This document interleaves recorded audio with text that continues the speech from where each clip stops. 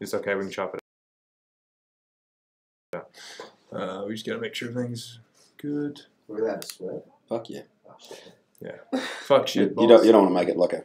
I don't want to. You don't want to celebrate it, Frank. Don't want to. Cock balls ass. Earmuffs. Just say earmuffs. This is important. So as long as this is sending data and always doing something, we're good. If that fucking shuts it off for some reason, like if the power surges, we're just gonna stop. So Okay. You'll see it go off. But I'll keep That's an eye on on now, is it? Yeah, it's on now. We're The, streaming. the little blue circles. Yeah. Yeah, we're streaming. Okay. Do you need us? Yeah, we're live. Okay. Yep, you're good. We've been You live start. for 40 seconds, Yeah, so they've fuck. heard cock ball shit. Sorry. That's right, we'll cut that out. We're on silent.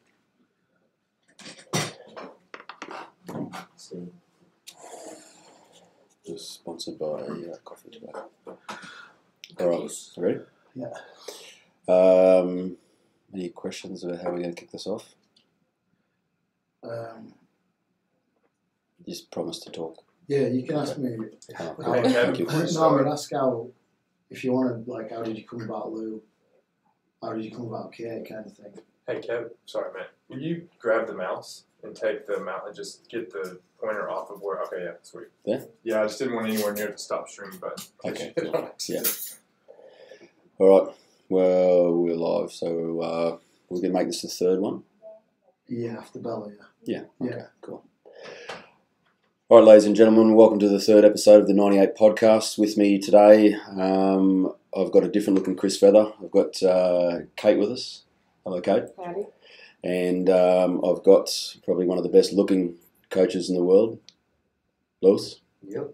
Thank you, Fred. And Chris, the co-host. G'day. Yep. All right. So quickly, we just want to go around and we'll talk about who everyone is, but we'll start with Lewis. Chris, you want to tell us your version of Lewis, and then we'll get Lewis's idea about who he is. Well, I met Lou, I don't know, it could be 3 years ago maybe, I'm not sure the exact dates, but Kate, my wife's from Canberra, so I used to go down to Canberra a fair bit. We used to train at a gym down there called Project Fitness. I met Lou down there, trained with him a few times, was impressed initially by, Yeah. initially. Initially, yeah. No, sorry, impressed Continually straight impressed, away, yeah. I should say, Yeah. from when I first saw him down there. And we went down a fair bit and trained down there. And sort of as time went by, we sort of chatted about him possibly coming up here. He approached me, he sent us a letter about moving up to Sydney and working at 98. And I actually wasn't looking for anyone at the time. It was one of those things where I wasn't really looking at anyone. I was quite happy with where we were at, but the letter really impressed me. On top of it, everything else I'd seen up to now. And then he came and competed in the open day that we did, and kind of solidified it from there. We offered him a job. He kind of got rid of everything down in Canberra, moved up here, found an apartment, lived on his own, and I definitely haven't regretted it. He's been exactly what we were looking for, and he's definitely holding a standard at 98. Yeah. So I think I met you probably on the open day. Were you there before? No, yeah, it was the. We met before that. There was the open day, Open day, yeah. and then the next one was the rooftop FYF. Yeah, right. Yeah. Yeah, and I was the same. I know we were looking at another trainer, and yeah. So how did you find out about 98? Look. I remember I started doing my own. I guess I attempted to do my own versions of a bit more because when I first got into fitness, I was just doing the classic You got a football background, yeah? Yeah, sorry. Yeah. So, growing up, played rugby league, played a little bit of everything. We raced motocross. I did athletics as well. You Wagga way? Yeah. So I grew up. I was born in Barrel. Grew up in Picton, which if people don't know that, is between Campbelltown and Wollongong. A lot of carnies out there that jump as well. Yeah. Lots of farm country down there. But then Moved to Wagga, and like through all that time, I was always playing sport. Always, whether like summer comp, winter comp, was always trying to do something because I always had a bit of a fascination to try and do a little bit more, if that's the case. But then, I think it was probably. I feel like it was around 16. I started to notice that, like, all right, if I actually try at this or prepare for this, and then I guess improve that it'll pay off. And then Talking about like conditioning and training and stuff. Training. Yeah. So it was around 16. I started getting into the gym, and then I feel like ever since then, that's just when it's always happened. It all started. So, was there much of a strength and conditioning theme where you were, or did you have to go and search stuff and look at stuff? You go to the gym and you ask the guy, "Can you do me a program?" And he puts you on the basic back and buys. Yeah, back and buys, the basic machines. Just the most important thing, of course. Right. But then from there, you always like. Then you Google something or you follow someone, and then it just your eyes actually open up to actually what is possible. So then, that, like I was saying, that's how I came across 98, because I always had a fascination. Like I said, to see what's more or get better. So like I remember I went through a phase where I was fascinated by like Iron Man, like how they're able to. You reckon that's funny? Is that like people's idea of fitness? Well, I think, and I'll get to you in a second, Kate, because you've done some longer endurance events as well. Like today, I did an endurance event of 30 seconds. But do you think most people's idea of being fit or being like fit and strong is still like a half marathon, a marathon, or an Ironman? Because that was the same with me. I always thought that to be the fittest, you had to spend the longest doing the endurance events. No, well, I think that was the thing, because I'd always say these things to mum and dad, and they'd be like, "Oh, yeah, good one," kind of thing. But I was like, "No, this is legit fitness. This is true fitness. This is actual applicable. Like someone who can swim, run, lift, carry their own body weight. Like pretty much always in my head, it's like a Superman of fitness. Like they can do anything. That's the goal. Like you don't ever want to be a hindrance. You always want to be able to provide or be of value." Yeah. And did you so you played football, and then you started working at Project Fitness? So I went through a bit of like a wanderlust, find myself phase of. How old are you at the moment? I'm 24. Yeah. So as soon as I finished school, I moved over to Canada and I did a gap year. I was working on a ski field over there. Yeah, nice. I spent over a year there, and I came back and I moved around from Wagga to like Sydney and then all these places, and I had not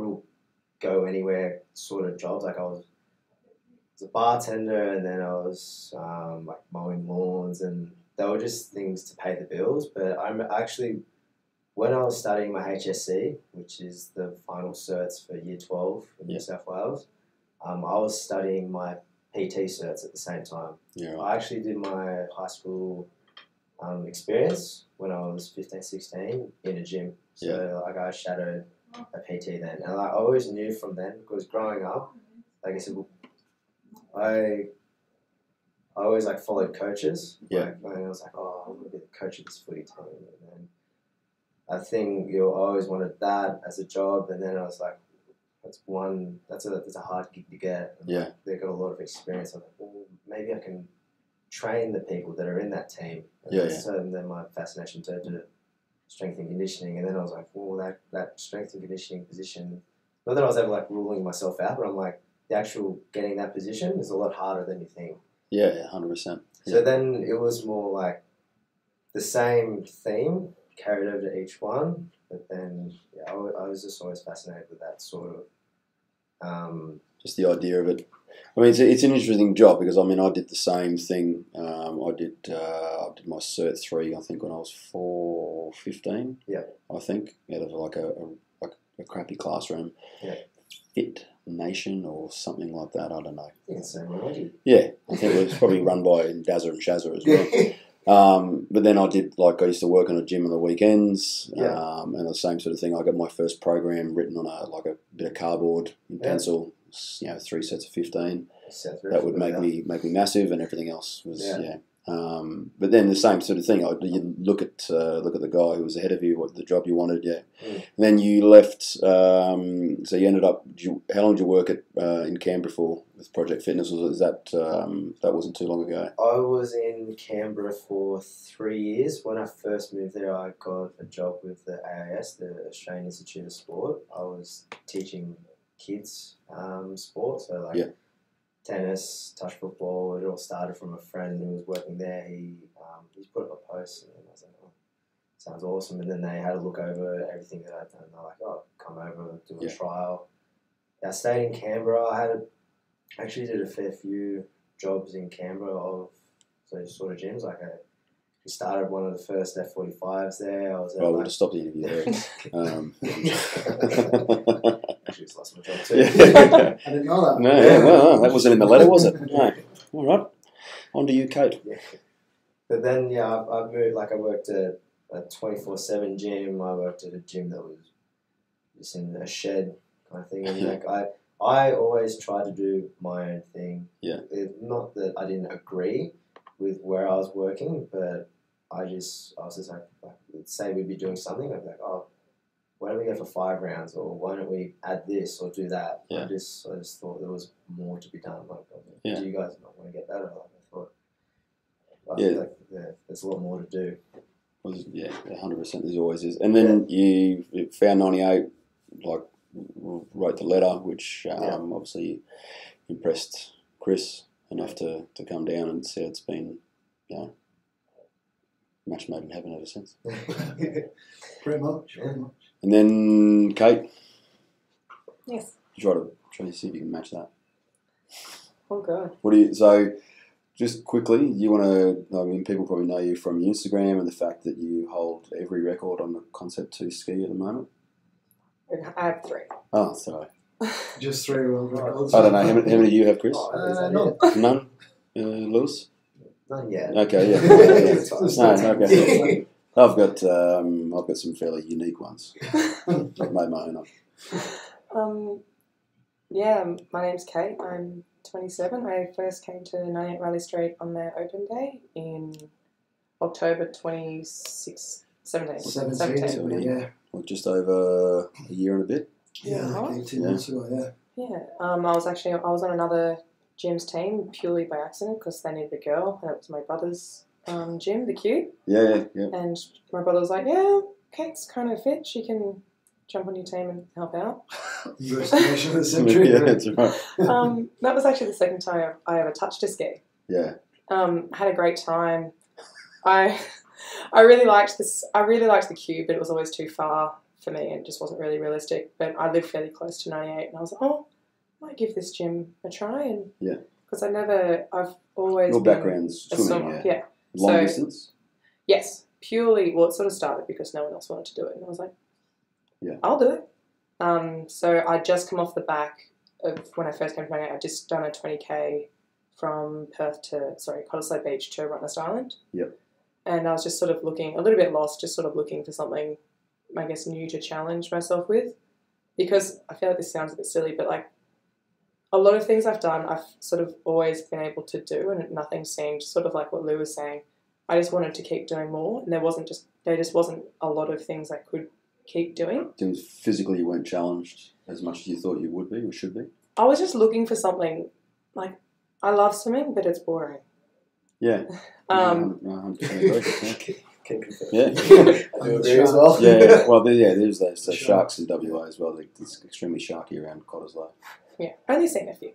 But yeah, since then, since October 2017, just sort of kept coming, and then came once a day, and then came twice a day, and then just never really left. No, that's true.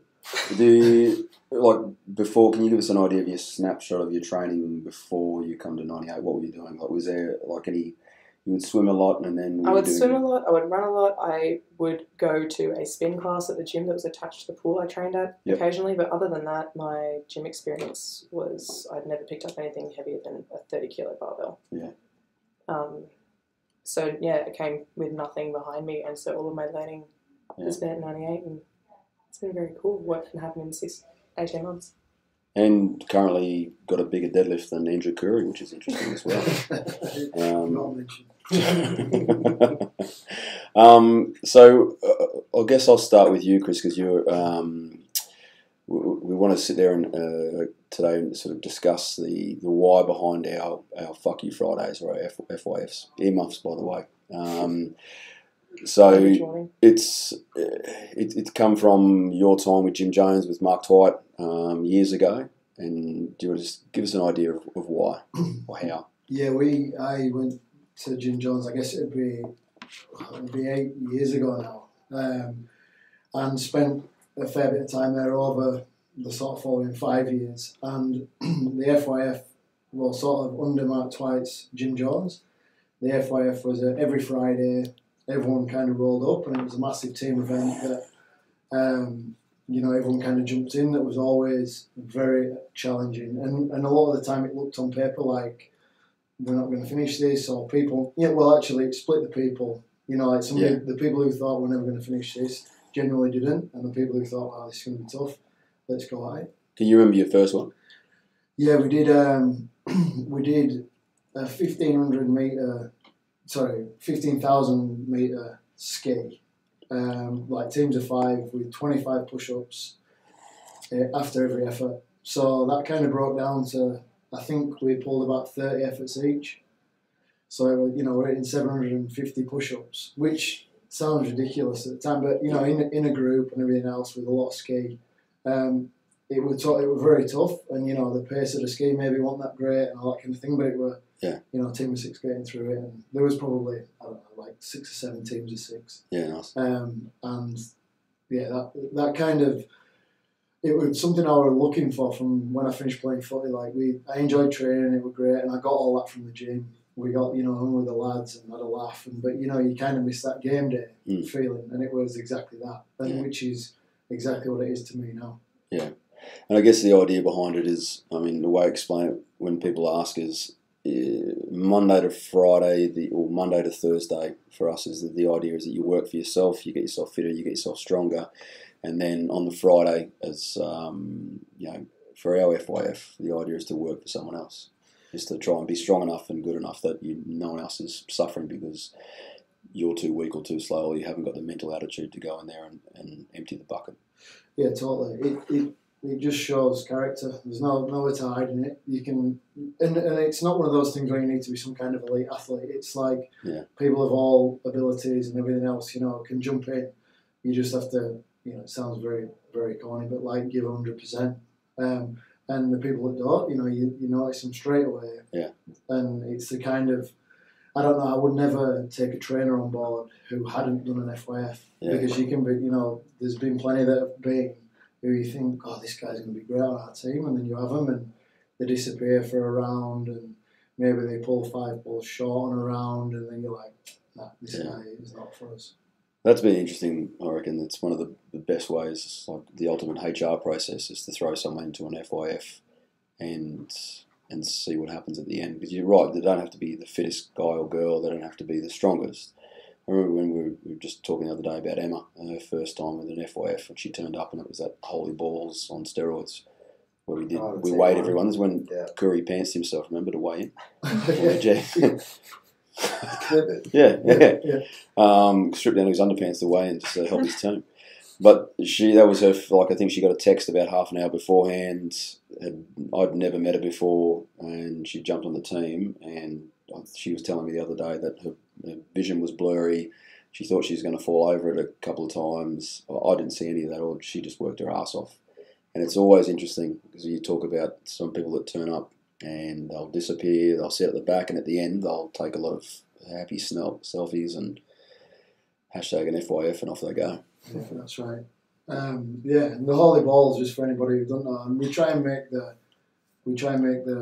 FYFs like this kind of even out for people. Somebody like myself who weighs 120 kilos on an air bike it's fairly comfortable for me because I weigh 120 kilos. So you try and weigh it out with something else. Now this is a workout that came from the Sect in Utah, Paul Roberts, and they weigh it out with, I think it's 60% body weight dead ball, ground to shoulders. So firstly you had your body weight in pounds. So I think I'm about 256. So you had to complete 256 calories every 2 minutes, throwing a dead ball over your shoulder twice at 60% of body weight.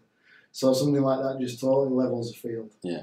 You could be a 70 kilo guy or girl or whatever it may be, and it levels it out. The FYF's it's not about, right, let's do something that big guys are really good at.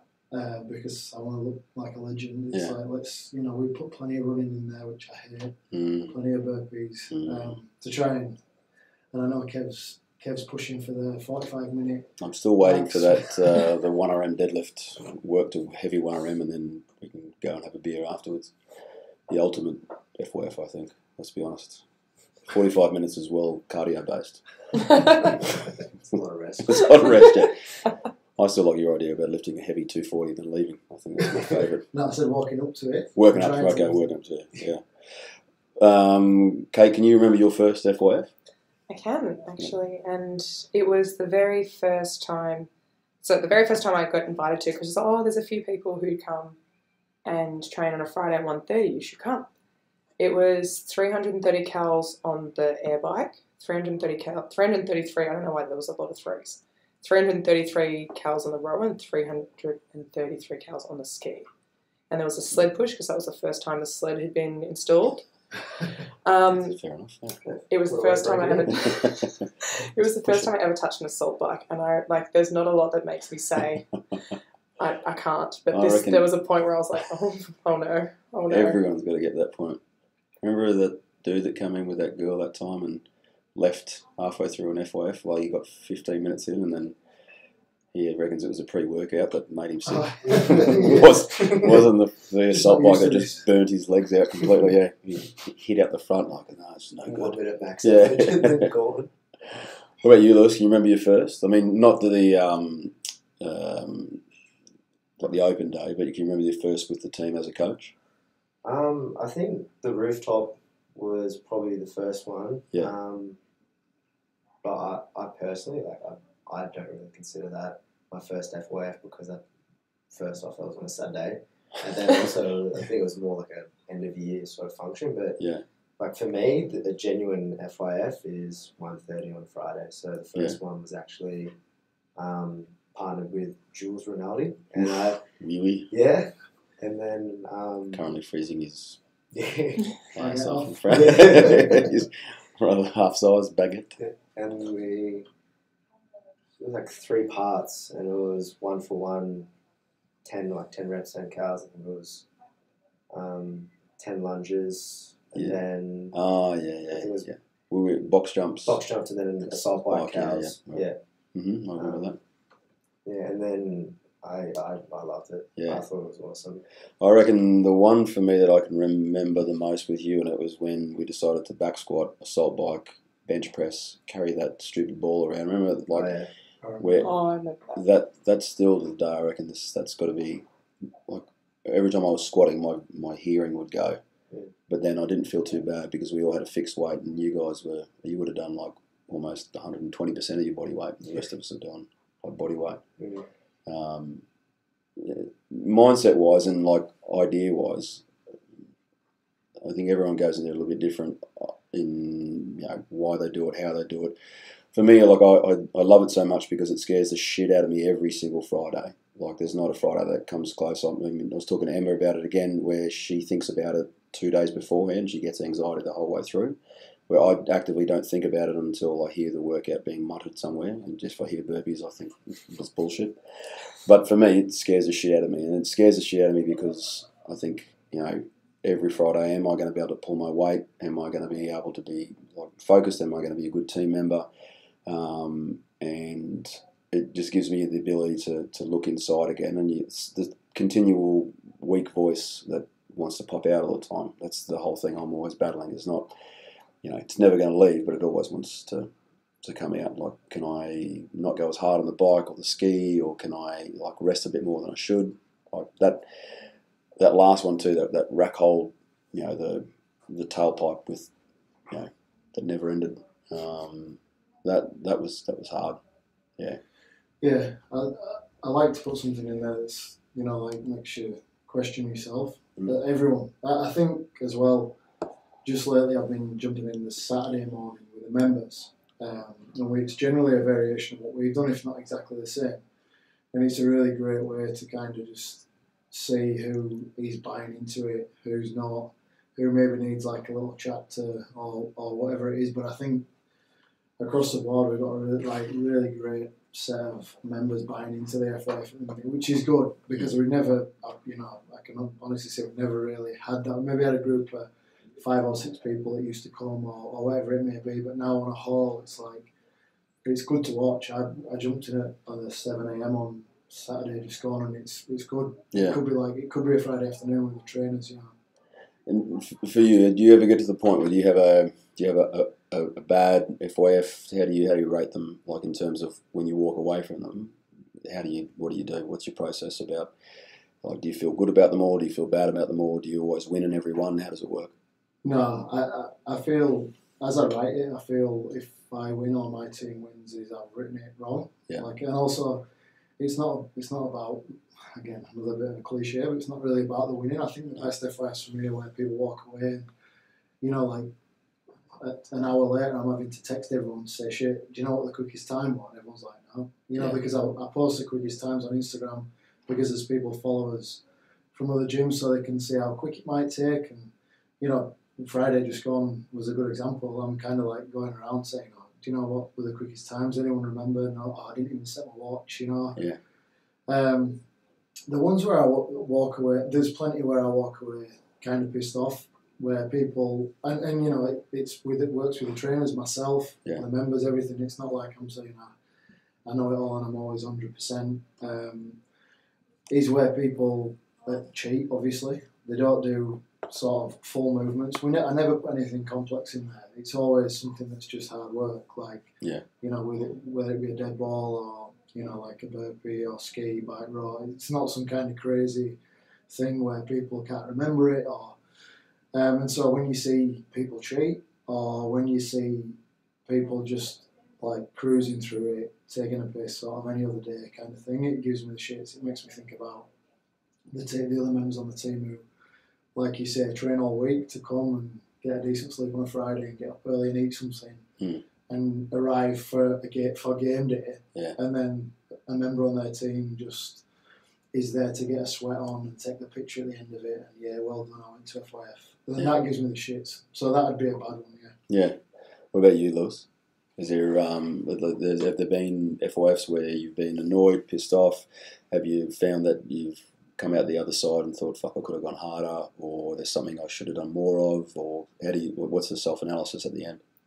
Yeah, I think there's always like if times where I'm like, if I could have gone harder, it's not a factor like, oh, you're so stupid when you do that. It's like, all right, we'll note that, move on, and then remember that next time or next week, and then like make a factor of it. Like, don't do it again. Like, you have to learn once the hard way, so don't do it. So I actually consider, if there's one, not that I can never ever consider the FYF to be easy, but if I think, like, there's been a couple that I finished, and I'm like, oh, I think I could have gone, like, it could have been harder, or if I don't feel like I'm that fatigued, same thing, like, I feel like I should have done more. Like, I'll never consider one never to be easy, but I just feel like you said, like, if you're a big guy that jumps on the bike, I feel like me, I'm 70 kilos, and there's been ones where it's been like burpees, box jumps, and kettlebell swings, and I'm like, I finished it, and I'm like,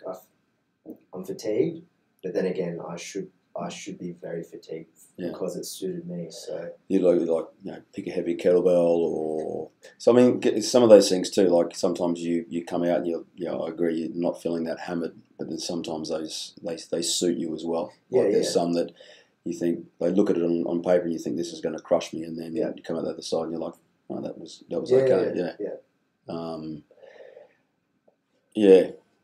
What about you, Kate? Do you how do you go about it mentally? Do you approach it any other way, or do you get any sort of anxiety? Not most. I love FYS now just because I'm competitive, and there's, like I said before, I can sort of do most stuff, but the FYFs I don't like, and I remember one not that long ago, where I really feel like I should do it and I just cannot.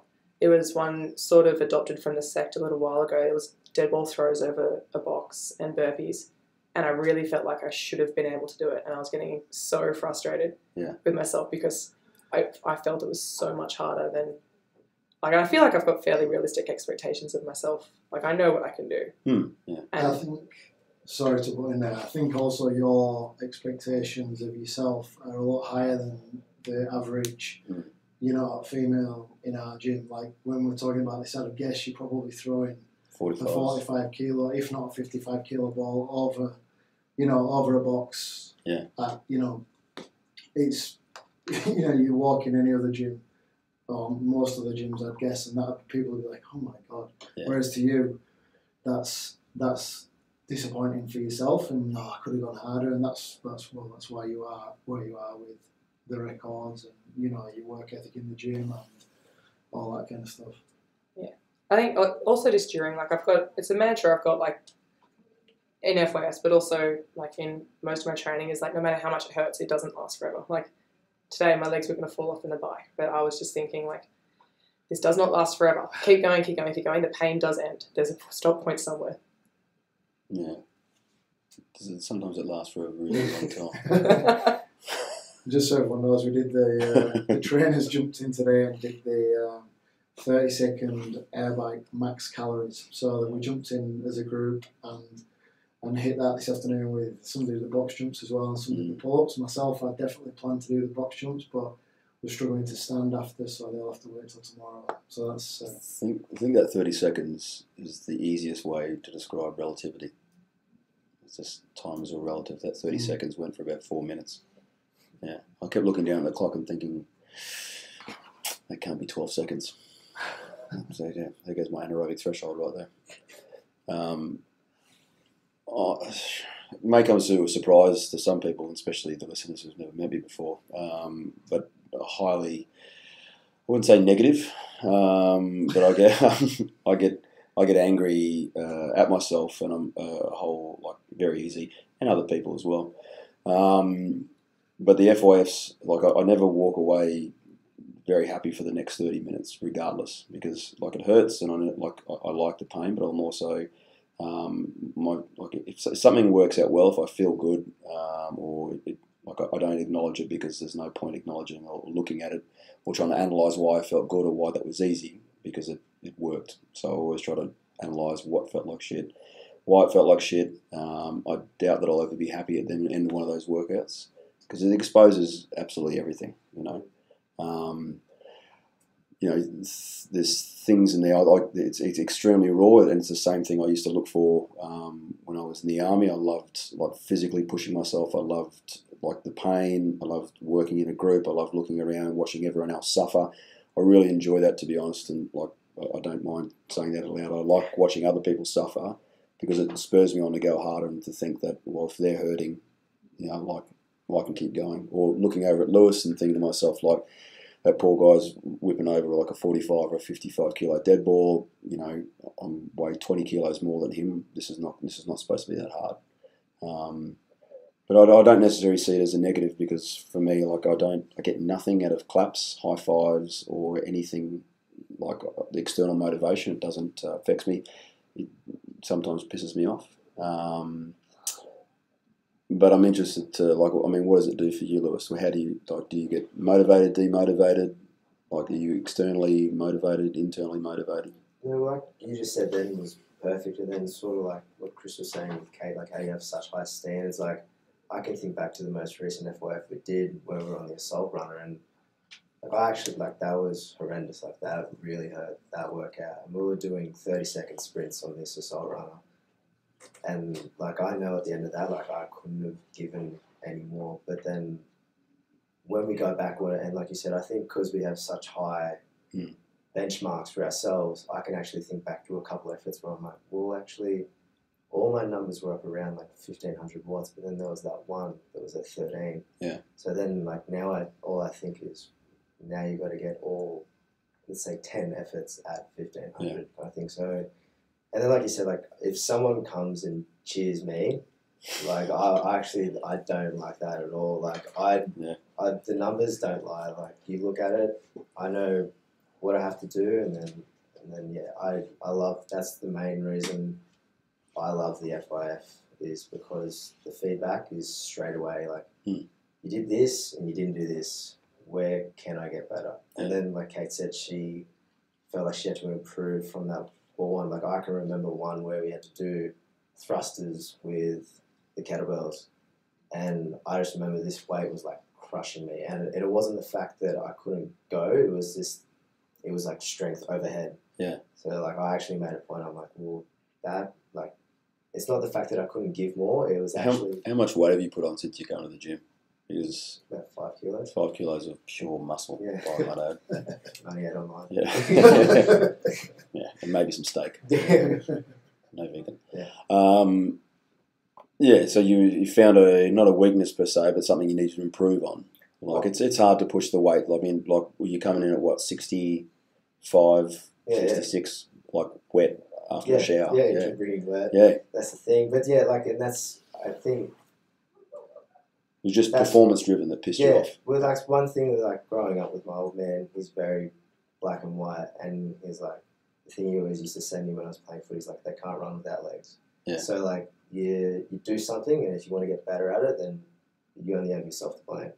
So like after that, I went and I was like, well, I never want to feel that again. And like you never get, no one's going to be come and pat you on the back like, oh, you know what, I'm going to make the weights lighter for you next time. Like if you want to perform here, then you have to come up to that standard. So it's on you to get better. Yeah. And yeah, I've just thought that if I'm not going to get better, then I only have myself to blame.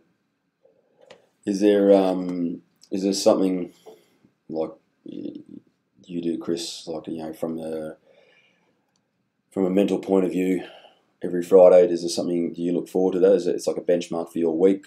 You know, does it set you up for the week after? And, you know, what goes on in your head on like an FYF? I know you're very like, it's very easy to tell whether you're happy or sad at the end of it. Yeah. Yeah, I need it every week. I find, like I said, since retiring from playing footy, you have a kind of, you know, a bit of a gap there. And I guess from there, people always try and find different things. And, you know, they've been down the route of like meditation and tried a hobby. And, because it's, you know, it's one of those things where people like go to the gym. Yeah. But it's where people go to the gym to kind of get away from it, whereas that's my work. Yeah. But I need it on a Friday. Yeah. I get to the point I finish work at 12, and then I just have an hour to have a coffee and do whatever, chill out, and then and then a lot of people that I like come that train hard, and then we train hard, and then we leave. And so, yeah, I don't know if there's people there that maybe don't go as hard as like I've said it before a million times. Like I'm not like I'm a trainer. I work as a trainer. I'm not working as a trainer at 1:30 on a Friday. I'm training with people, with teammates. I don't want to have to hold someone's hand. We don't scale it. It's not like I write it so that people can do it. I don't write it so people can be like, oh, right, we're going to do kettlebell thrusters at 220 kilos. Now I know that's heavy for Luke, but I know he can do it as well. I'm not going to say it, and I know that he wouldn't be there if he wanted to do 12 as well. And I guess we just sort of we opened it up last year, and then we sort of closed it back down again too in terms of numbers wise because of the scaling and that sort of stuff, and also I guess we closed it up a little bit because of the scaling, and that was like the issue being that we didn't want to have to. We want to put deadlifts in at 120, then everyone's supposed to do 120, and that's it, as opposed to trying to measure the bar and look at other people and think like, oh, what's it fair for this, what's it fair for that, where I think that, for me, is one of the best things. It's like, regardless of, female should be here, male should be there, like, it's, I think you said it before, is, burpees for you is hard compared to Lewis because the fact that he weighs 70 kilos, but then back squats at 100 for you are quite easy compared to Lewis, so it needs to be fair. and then I guess who we have in there who's a reflection of, I guess, of who we are as a gym as well. Yeah, totally. I just think I really enjoyed it. It was great. We had a few teams, and there's been some great people go through it, and some good friends that went through it that are not there now. And it's but it just got a bit more. It got like a big. It got like a class at one stage where I felt like I was teaching a class, and I walked away. I didn't get that feeling of playing on the team. Like I was like, oh, that was cool. I broke a sweat, but I'm looking over my shoulder and someone's smiling at the camera. I can't breathe. Yeah, you're passing out at the side of me, and someone sees the photographer and like gives a shocker, like gives me the shits. Yeah. No, I agree. They're not there for the right reasons, and that's fine. Like that's everyone's whatever you want to be there for. But it took away from my experience. That's all it was about, and that's I'd be more than happy to do it with the 3 people in this room. Yeah, I don't need 20 people there. That's not why we're doing it. Yeah, I'm doing it for me and for the gym. Yeah. Okay, you've trained with us now for how long? 18 months? Yeah. Just on 18 months. What have you what's the big difference? Do you think mentally you've grown stronger, or you were always this strong, or what's an FYF done for you mentally? Has it scratched away something? It's funny because like swimming, sort of like what I said before, like it takes a certain discipline because it is boring. And long distance swimming, you're in it for, I think the longest one I did was 7 hours. Like you're in it for a long one. Sweet baby Jesus. It's a long swim. That's so much. I remember I slept for that long once. Before you were a kid. Yeah. But I think like endurance and volume work has sort of always been my baby. Like it's hard, and I'm not gonna say it just got easier. Like it's always as hard as you make it. But doing the FYFs, like I can't breathe. You ever dug yourself in a huge hole in the first 2 or 3 minutes and thought, "Shit, I'm that person." Yeah. I have done that before. If anyone's ever seen you ski, that's exactly what you do it for an hour. Yeah. I'm not known to be a good pacer. No, but FYFs, it's just a whole other level of hurt, and also, like to bring it again back to my swimming history. Swimming is just so solo. You're so in it for yourself, and you know what? If I want this race to take 10 hours, that's okay. That's just on me. Notice that you're a very social person like me.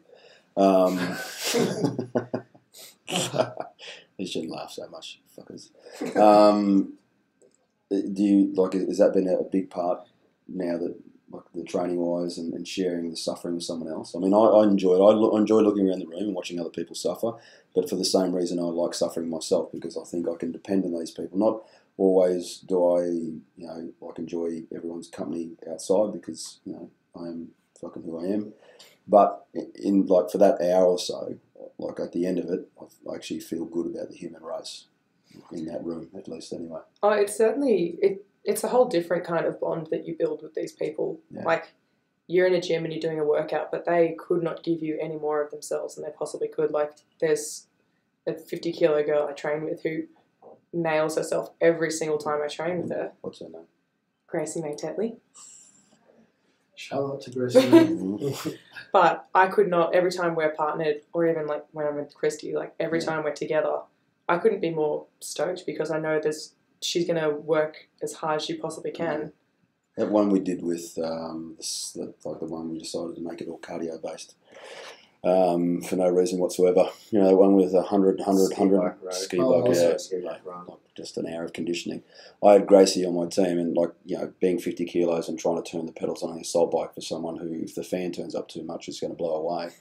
She dug herself so fucking deep onto that assault bike, and then got off and ran like some sort of freak. She's I reckon she's one of the most perfect examples. I'm happy to sit there and suffer for an extra 5 minutes with her because I know I'm getting everything. And I think she's a prime example, and I think it's about Lou as well. When we are doing 100 kilo back squats, or maybe she's doing 60 kilo back squat, and it's like way over body weight and everything else, no complaints. No, just do it, get through it, do as much as you can for your team. Now it might not be as much as you do other days or whatever, but as long as it's as much as you can do. Yeah. And then when it's your time to shine. Same as Lou on a assault runner. It's like, boom, right, here I go. You don't hear any complaints. No, and on the flip side of it, when you do something really well, you don't hear any like, oh, how good a ride today. You know, like it's just I'm here to go hard for the team. That's it. Do you think? For me, I think it sets the culture, not only for the coaches and our Friday crew, but it sets the culture for the whole gym as well.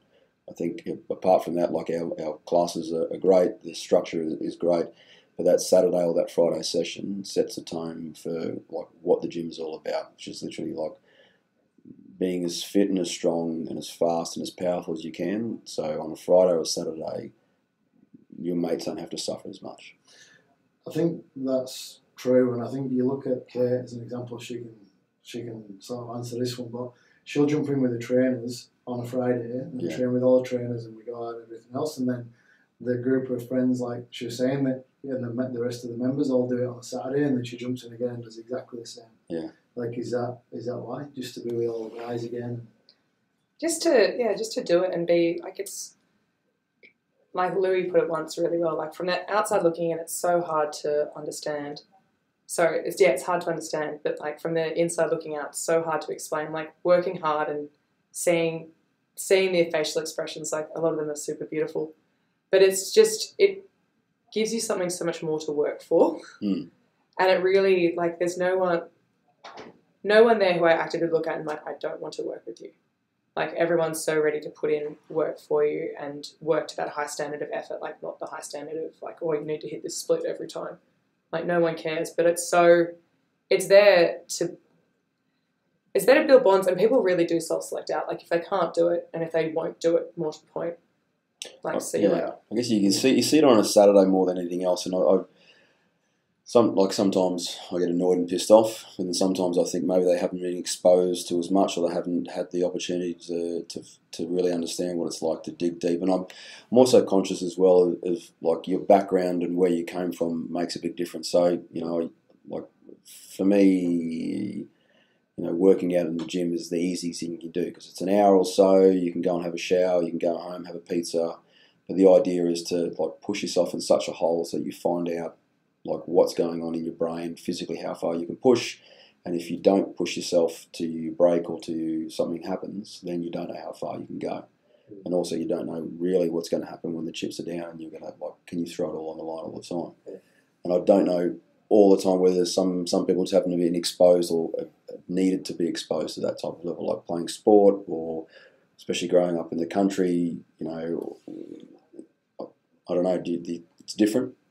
Definitely. I mean, not to point fingers at suburbs, but the eastern suburbs, maybe life hasn't been as tough. I don't know about that, but I definitely think it's. It's very tough. No, I definitely think it's something that's. I don't know if you can compare growing up, in Wagga. I mean, farm life. Yeah. Waking up at 4 a.m. to wash shit off cows in your holidays and then getting paid $10 an hour. Yeah. And then you go to school and then come back and you either go to footy training or you do it again. Yeah. And you actually spend your entire summer holiday doing that to save up for something, and then. And I guess it's just like, again, the people that haven't done that don't know. No. And then that's what I'm saying with an FYF. So until you've got to the point where maybe you've had to out of necessity, like you used to do, like a milk run to get here. So you've had it's just about some people have not got to that point yet. It's something you can't learn in a couple of weeks either. No. It's years, and then as well, like the only way to learn from it is to get exposed to it. So I think that's the thing. Is like. And you reckon maybe you've actually got to want to be exposed to it? I think there's a point. I remember when I first started working out, if I was 15 or 16 trying to do an FYF, it wouldn't have made sense to me, I wouldn't know. But then you put yourself into some situations where if you physically weren't up to the task, I remember a few times where I physically wasn't up to the task and remember thinking to myself, that's never going to happen again. So I needed to go and look. And that's how I initially found like Mark Twight stuff, is because I was searching for something that would physically torture me, but also mentally prepare me for something that I didn't know what was going to happen. So how would I prepare myself and build resilience? So I think that's what the FYF does for me anyway.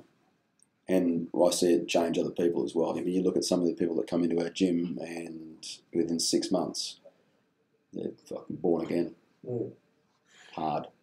Yeah, no, it is a good. I think it's an integral part of the gym. Like, I just see it as a game day as well. It's a reason. If you don't have a reason, some people just come in and tick the box. Monday to Friday, let's tick the box, and that's why.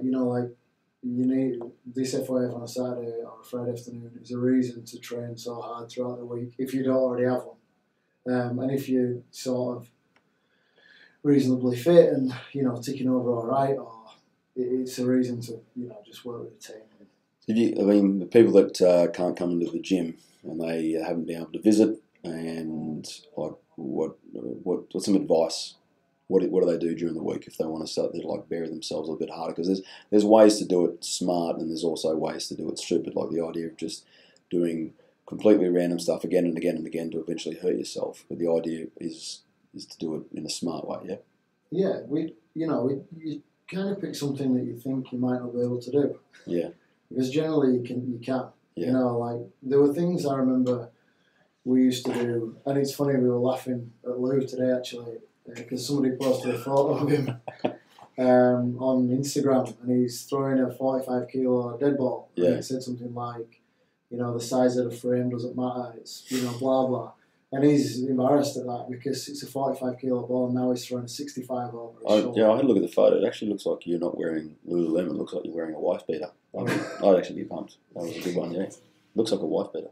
Yeah. But that was what, a year ago? A year plus. Yeah. You put on 5 kilos and now you're tossing 65, 75s. Yeah. Yeah. Yeah. Oh, nice.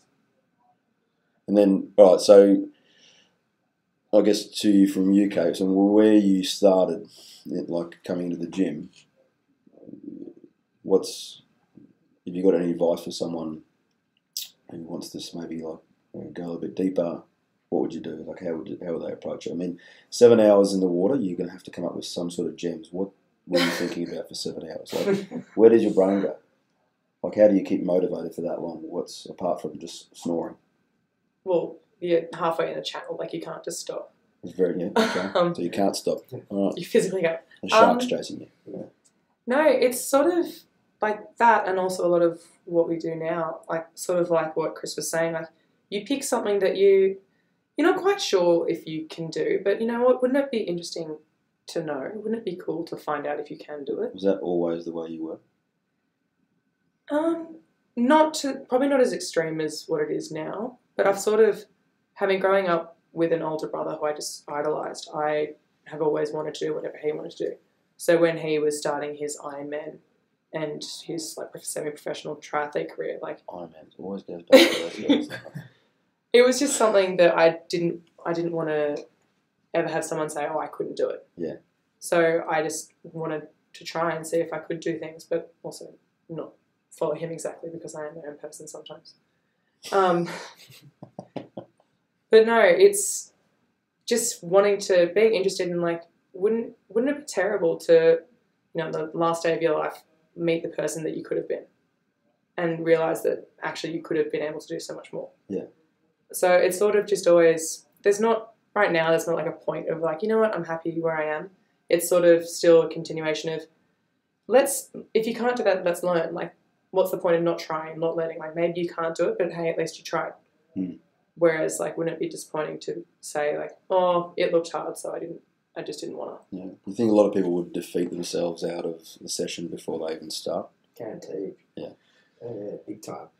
I think it's like I said, self-selecting. I remember being at Jim Jones with Mark, and it was one of those things where they were kind of discussing the fact of, it should be more open, maybe the gym should be more open, should let more people come and do this. Some people are put off by it, and he said if they're put off by it, they're not the right people. Yeah. And I thought that's absolutely bang on. Yeah. You don't want to try and. You don't want to be everything to everybody. If you're put off by it, that's totally fine. Go somewhere else. Yeah. I think as well, there's, this idea that everything has to be open to everyone all the time. It's like I'd really love to be, playing in the NBA. I don't think that's going to happen at this point. I haven't been able to touch a basketball ring for the last 30 years. But the idea is that, it's if you don't work for it, maybe it doesn't belong to you. Maybe if you work for it, it may belong to you, but you've actually got to dig deeper. It's, like how do you guys become good trainers? What book did you read? Well, funny enough, what we did is like bury our heads in our work, in books for the last 10, 15 years. That's how we did it. There's no way to circumvent that process. Like, how do you get stronger? A lift every single day, That's how it happens. Like, how do I get faster? Someone the other day asked me how do I get better at doing pull-ups, and then they said, please don't tell me doing more pull-ups. I was like, all right, well, go skip. Sometimes it's like hard work is hard work, and if you don't like that idea, then there's other places to go and hang out.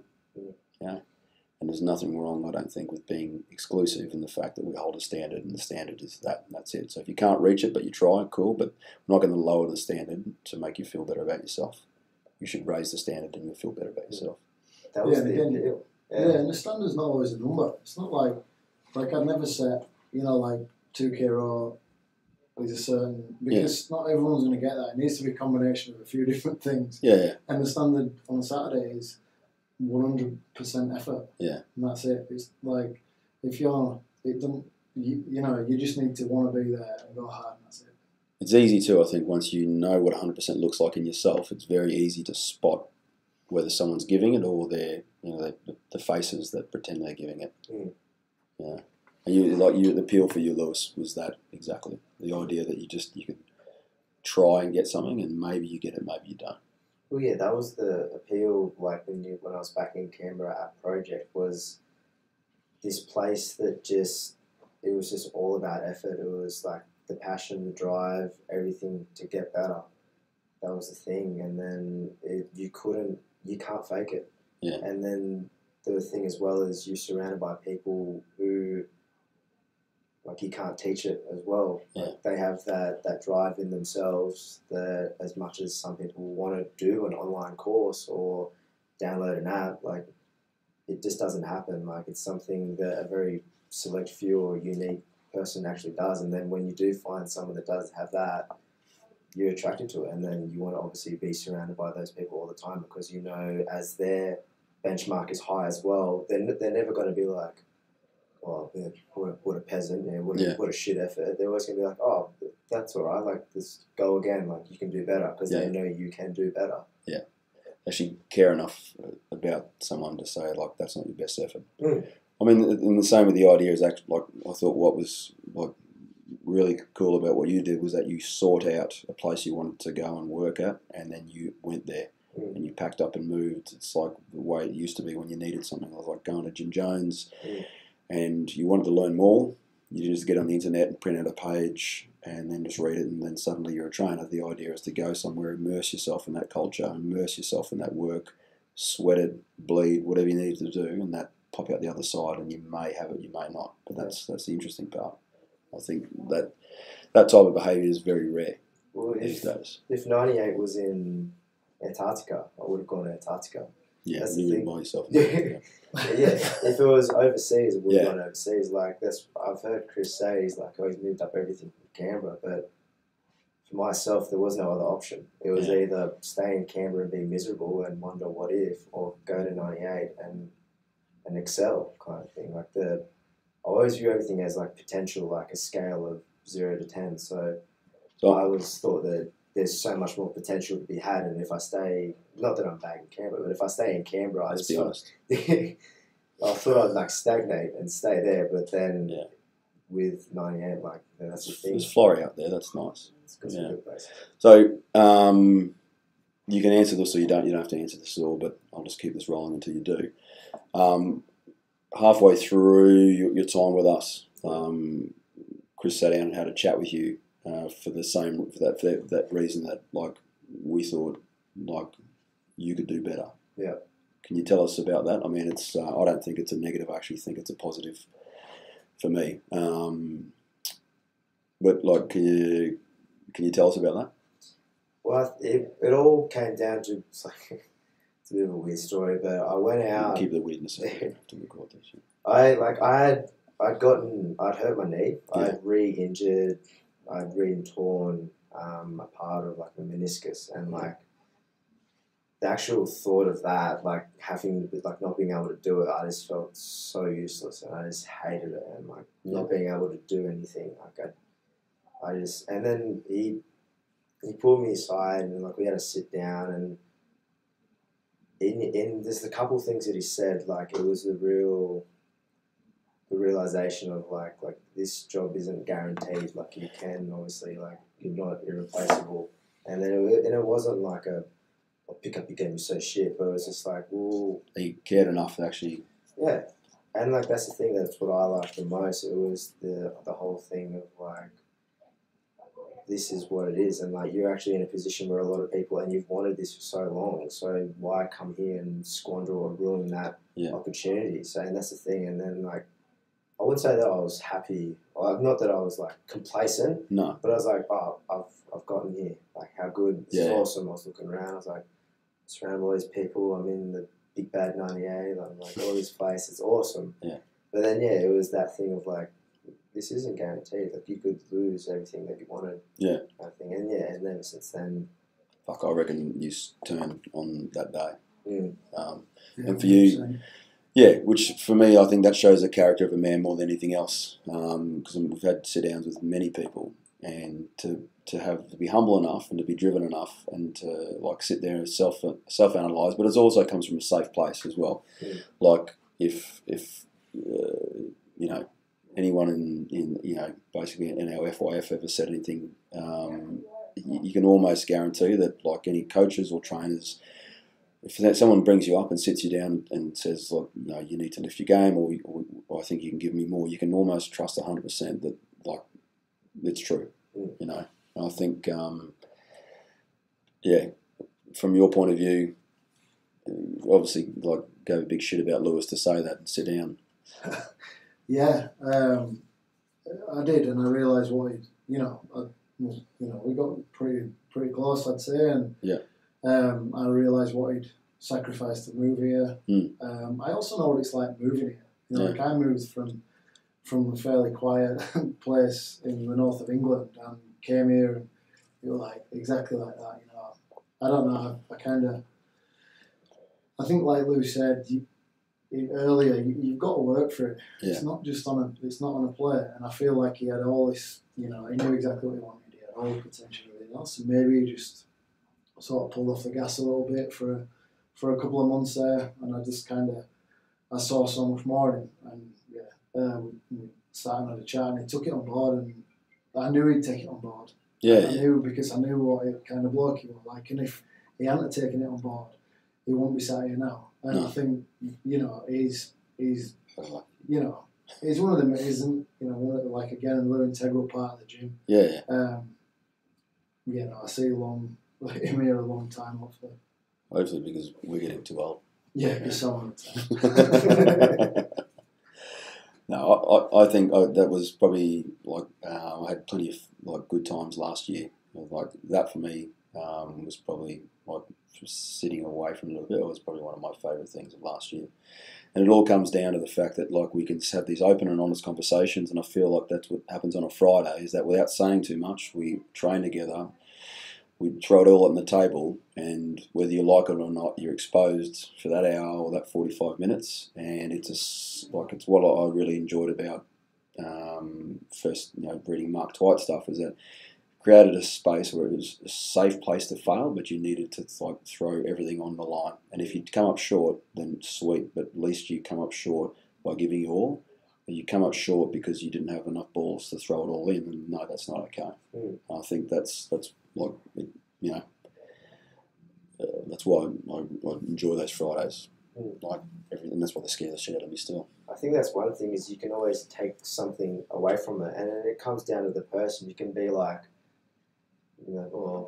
fucking hell, like, what they tell me that for? Like, you sound a lot like Jules, and that was influence on me. Fuck hell. You can be like, you can brush it away, or you can not acknowledge it at all. But then what's going to happen is just going to, like 2-3 weeks down the track, the exact same thing's going to happen. They're We'll going do burpees again. Yeah, and then you're just going to be outed again. Whereas it just comes down to the person. You can either take it on board, or you can just be negligent. Yeah, 100%. All right. Well, co-host, have you got anything else? No, I'm pretty happy with that. Yeah, it's gone well. That was a good one. Well, thanks for listening in, guys. It was, again, we talked about our FYF. If you want to know more about our sessions or anything else we do in the gym, you can jump onto 98 Online. And we do, there's videos, there's libraries, the podcast will be there as well. We'll link this into the other site. If you're unsure, just jump on. You get a 7-day free trial. And if you don't like it, then you can press unsubscribe. It's quite easy. Yeah, we don't care. Thank you very much to Lewis and to Kate for jumping on today. Cheers. Had fun. Again, we got members testing coming up in a couple of days. By the time this is released, this will all have happened. But Kate promises to get another 2K record. Or else. Yeah, that's right. Well, you'll find another gig. Yeah. All right. You just gonna stop streaming. I'm trying to fucking find it. You're on the right. Yeah, Just on go the right. Keep going right on the bar. Keep going right where it says exit settings all the way to the top. Stop streaming.